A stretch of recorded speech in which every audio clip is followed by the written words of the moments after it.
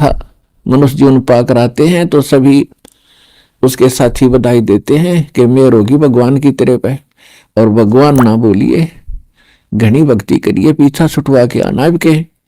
तो वहां से हम भी बहुत खुश होते हैं कि परमात्मा अब को और काम मैं नहीं करूं, आपको याद करूंगा, और आप जो मस्तिष्क में लिखा वो तो आप देते ही देते हो।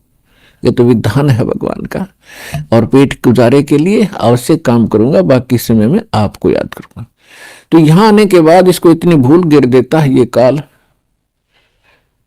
कि ये पिछला सब भूल जाता है और नए सिरे से इसकी पढ़ाई शुरू होती है। ये तेरा चाचा या तेरी चाची, ये तेरा मामा, ये तेरा बुआ, तेरी बुआ, और इस तरह से फिर इसको पढ़ा करके ये संसारिक ये मंत्र, माया कैसे इकट्ठी करनी चाहिए, बड़ी कोठी बना ले बड़ी इज्जत हो जाएगी, तो ये नए मंत्र सिखाए जाते हैं इसको।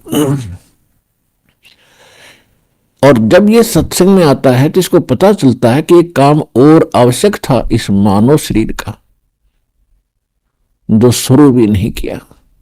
तो वहां से परमात्मा के दरबार में जब ये जाता है, इसको सारी बात याद आती है, और फिर ये हाथ जोड़ता है धर्मराज के सामने कि हे महाराज, एक मनुष्य जीवन और दे दो, अब के कति नहीं बोलूंगा। धर्मराज फिर उसकी पिछली हिस्ट्री चालू कर देता है। असंख्य जन्म हो गए, हमने मानव शरीर प्राप्त किया, नए बकवादों में खोया, और वहां जाकर फिर नए रोया। तो उसकी थोड़ी सी क्लिप दिखा देता है कि ले, तू तो झूठा बहुत है, और पहले भी ऐसे प्रॉमिस तूने किए थे, एक पूरा नहीं किया।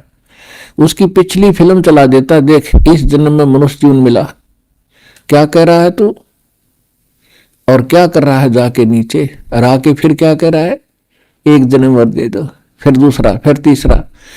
1 मिनट के अंदर उसको हजारों मनुष्य जन्म दिखा देता है कि गधे तू ऐसी बकवास करता है, यहां अगर तेरी समझ में आ जाती है, वहां तू सुनता नहीं, भाग यहां से।